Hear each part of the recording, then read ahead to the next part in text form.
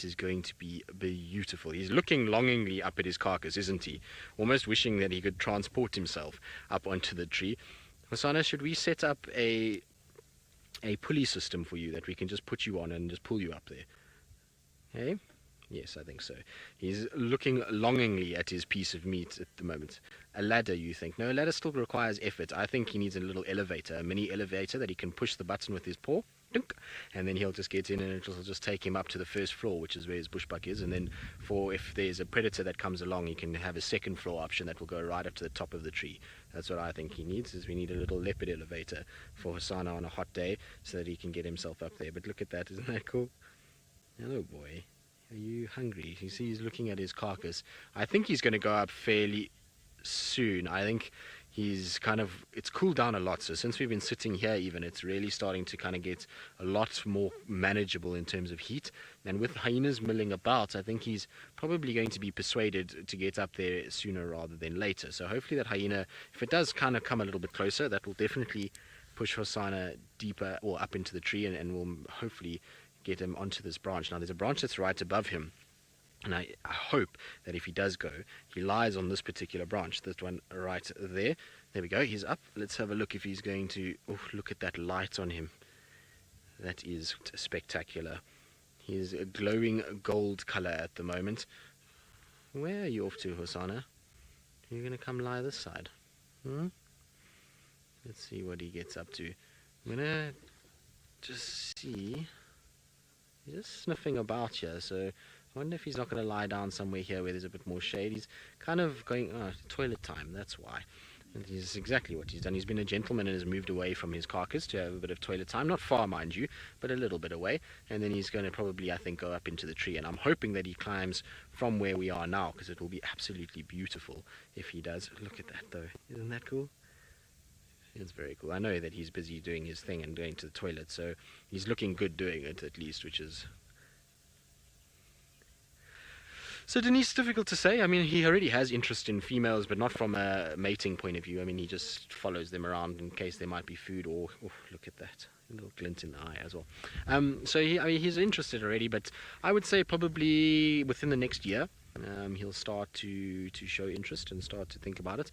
If he can get himself some sort of dominance, so if he can get himself into this area and Tingana doesn't chase him and he can start to scent mark a little bit, then I would imagine that we'll start to see him definitely kind of showing interest in females within the next, I would say probably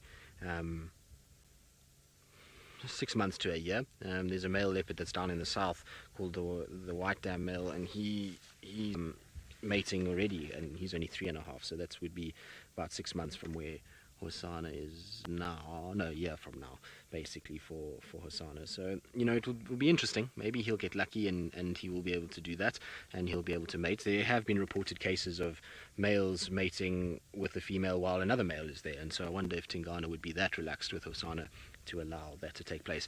I'm just going to quickly reposition us slightly, just because the angle that we're at is not quite right. So Seb, just hold on 2 seconds. Just give me 2 seconds, because I'm going to get us into a really nice spot shortly. That's going to be quite low down, and it'll be pretty much face on to Hosana. Hold on, Seb.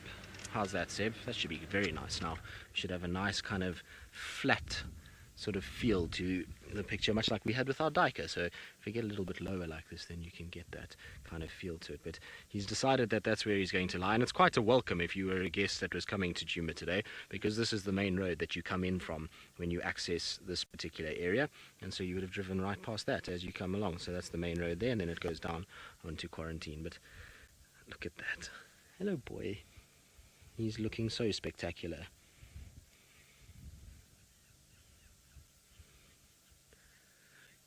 Gerald, because a cat that is in the wild, it doesn't cover it for the simple reason that it's basically trying to conceal the fact that it is a dominant creature in this particular area. I mean, it's not trying to conceal that fact. So it wants other animals to smell it, particularly males and females that defecate on the roads.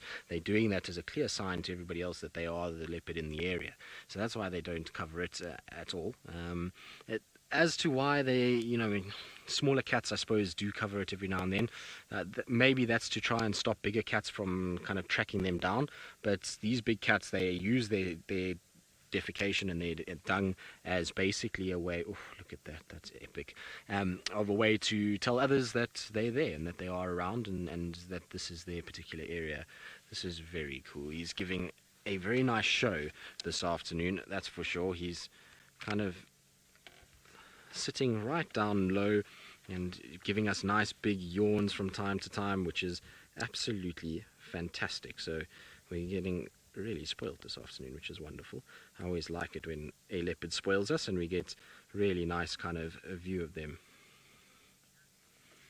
Monique, he is bulking up. He is a bulky cat. He's always been quite key in nature, so he's a bulky boy, and one that is really kind of come to his own of late. He's a seriously pretty boy, and he's going to get bulkier and bulkier as he gets kind of thicker neck and head area. So he's going to start, really kind of bulking up quite a bit, and I'm going to find that he'll soon start to show that, oh, you're going to catch flies, Hosana cat.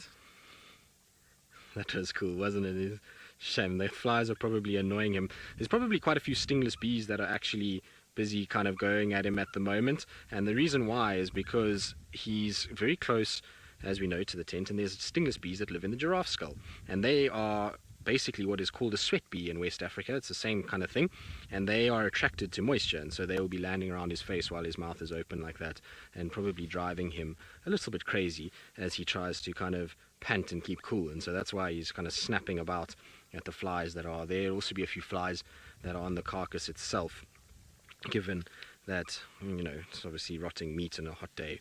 Flies will have picked that up and have also gone there to go and lay their eggs and to reproduce. But he's definitely far more alert and awake than he was a while ago. He's kind of seems like he's decided that he's going to start thinking about kind of waking up and deciding whether or not going to do something for the afternoon. I'm quite interested to see what he actually kind of decides he's going to do. Is he going to go up into the tree? I would imagine with him being so full, he might not, and he might wait until a little bit later and then kind of go up as it cools down under the cover of darkness. Also, where he is here is very, very open, and so that means that you're going to kind of see that, if he goes up into the tree, he can be spotted by many different predators, lions, and maybe even other leopards. What are you doing, Hosana? Seems like he's catching flies again, so he's kind of chasing them around. Shame, boy, are they irritating you? Look at that. He's a funny cat. Shame. They must be very irritating that he's... Rosalind, well, it depends what side of the tracks you're from as to how long your tongue is as a leopard. If you're Hukamuri, then your tongue is abnormally long and looks a bit freakish, to be honest. So Hukamuri probably has one of the longest tongues that I've ever seen in a leopard, and it constantly just hangs out. But it is very long. I mean, they have to be able to groom themselves, so they use their tongue to kind of groom through their paws, to, groom a lot of their coat. And so, again, Hosana, obviously been quite packed inside there that he needs to now decide to toilet time once again. Shame. Unless, of course, he's got a lot of hair in his dung, and that means that it's kind of congealed together and he's struggling to actually get it out, which does happen sometimes to cats. They can get a little bit on the constipated side, which is not ideal. So maybe that's why he's going to the toilet again. It's very uncommon to see a leopard go to the toilet twice in a row like he just has. But look at that light. Isn't that spectacular? The pity that there is the only stump in this entire open area. Now you see he's covering his up a little bit. You see that? So we were talking about it earlier. Now he's not a particularly dominant male yet, and so you might find that he's putting a bit of soil over that just to make sure that the cats like Tingana and Hukamuri know that he is not really one to worry about and that he's not a huge threat to them just yet. But let's see where he goes from here. He's kind of looking longingly. I think he's going to go up. I think we're going to get a really epic sort of climb up the tree. Let's see. Come on, Hosana. Don't disappoint me. No. Is he going to go lie in the shade again?